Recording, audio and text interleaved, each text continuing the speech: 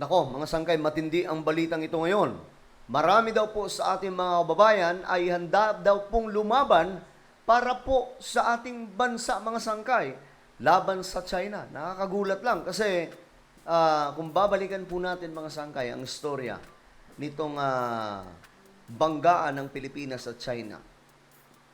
Marami po sa mga kababayan natin noon takot na mangyari, mga sangkay, ang digmaan against China. At marami po dito, talagang namang tumatanggi. Kapag tinatanong na pumapalag ba kayo sa China o handa nyo bang ipaglaban ng ating bansa? Pero ngayon, mga sangkay, iba na po ang nangyayari. Mayroon pong balita tayo tungkol dyan, mga sangkay. But bago tayo magsimula, pakisubscribe po muna yung ating YouTube channel. Ayan, tayo po ay 1.39 million subscribers na. Talagang namang napakarami na po natin dito sa YouTube. Kaya kung ikaw ay hindi pa po nakakapag-subscribe, ano pang hinihintay mo? I-click nyo po yung subscribe button na makikita po sa baba ng video na to. I-click nyo po yung bell at i-click nyo po yung all. Sa mga nanonood naman po sa Facebook, i-follow nyo po yung ating Facebook page. Alright guys, ito na.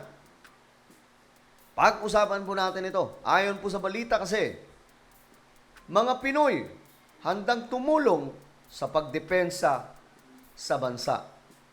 Ito po, mga sangkay, ay isang survey. Okay, survey po ito. Hindi po pampulitikang survey, kundi pambansang survey. Para po ito sa bayan natin.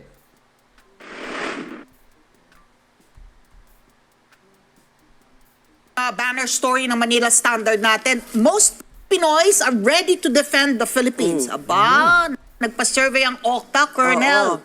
Ay, mula pala ito sa Okta, mga sangkay, no? 8 out of every 10 Filipinos handa, ready and willing to defend the country and safeguard national territory, which is So, mayroon pong 2% na mga duwag. O, ayan. May 2% na mga duwag. Kasi sabi po dito, mga sangkay, 8 of 10 Filipinos ready daw po na ipaglaban ang ating bansa. Aba, so sino yung 2%? Alam naman po natin, mga sangkay, kung sino po yung ayaw na depensahan ang ating bansa laban po sa China. Wala pong iba, kundi itong mga DDS.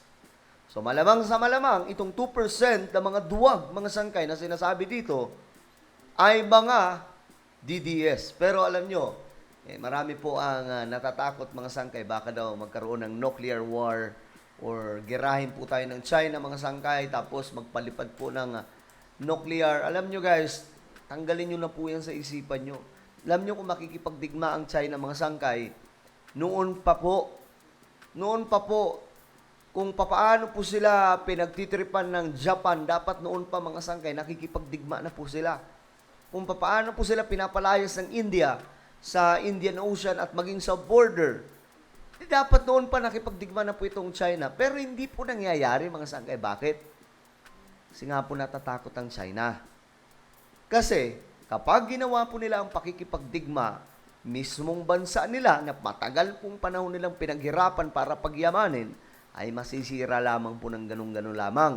Ganyan po talaga ang digmaan. Okay?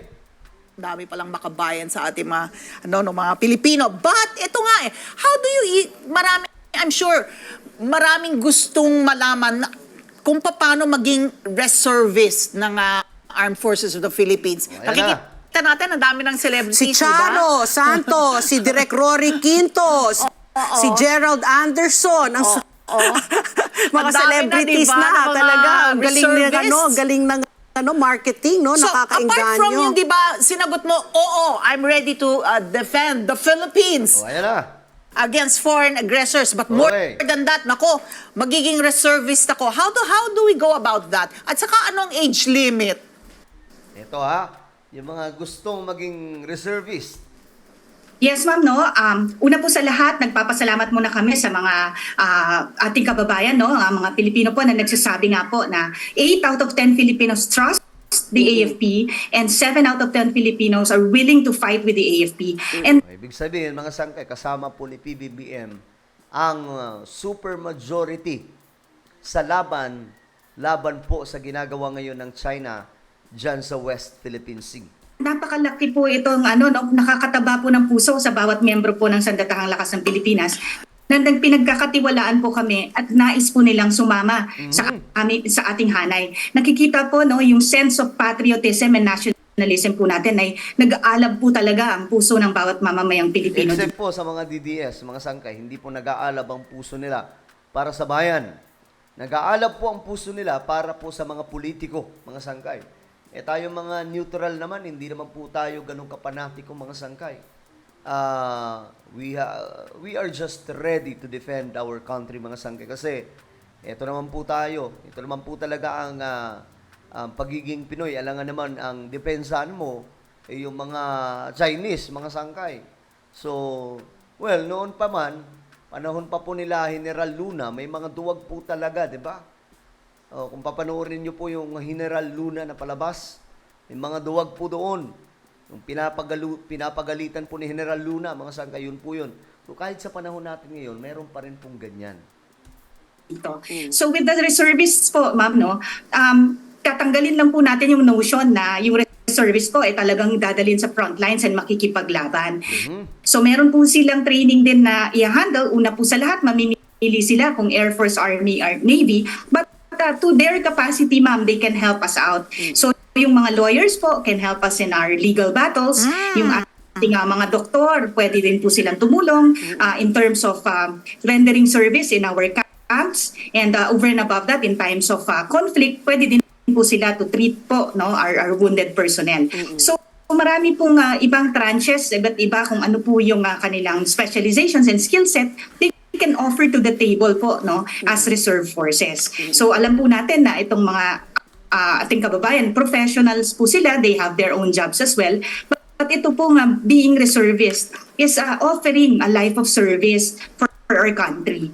So ang gusto din po natin i-point out dito, ma'am, sa ating pong Okta survey, ang ating mga kabataan po. Sana po, with the demographics that have been shown, ito pong mga age limit po na medyo mature, ang napakataas po ng pagsuporta sa Sandatahang Lakas ng Pilipinas. So ang gusto po din natin dyan, ang atin pong mga kabataan ay mahimok po na to live a life of service as well. So they can join us po, pwede po silang mag-enlist, pwede po silang mag-join as officers, they can enter PMA or OCS, and meron din po dyan, syempre, ang pag-join po sa ating ROTC. Okay, so ayan mga sangkay, ang good news po dito, hindi po nag-iisa si PBBM sa laban. Ibig sabihin, maraming mga Pilipino pa rin po talaga ang handa mga sangkay para po protektahan ang soberanya ng ating bansa, mga sangkay. Hindi po mga duwag kasi marami din po tayo mga kababayan.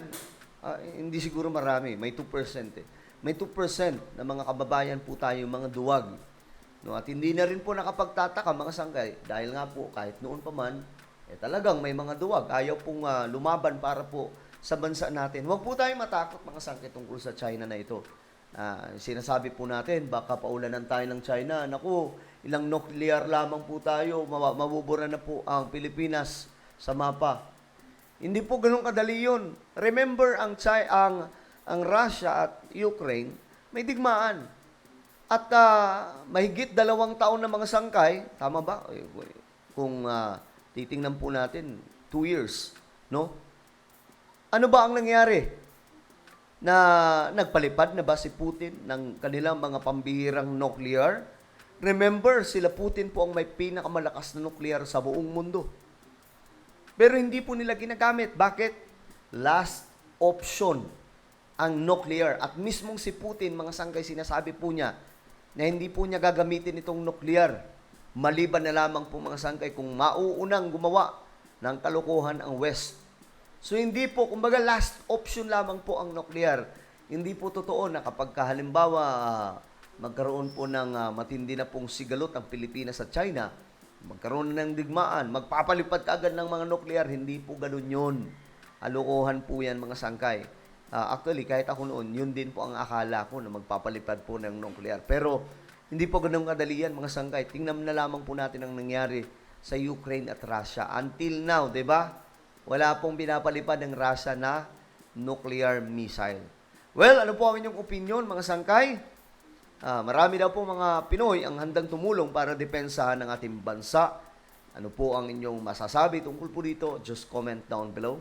But anyway guys, meron po tayong isang YouTube channel. Ito po ay Sangkay Revelation. Dito po nag-upload po tayo ng mga mahalagang impormasyon tungkol po sa kaganapan sa ating mundo related po sa Bible prophecy. So hanapin nyo po ito sa YouTube. Kapag nakita nyo na, i-click nyo po yung subscribe.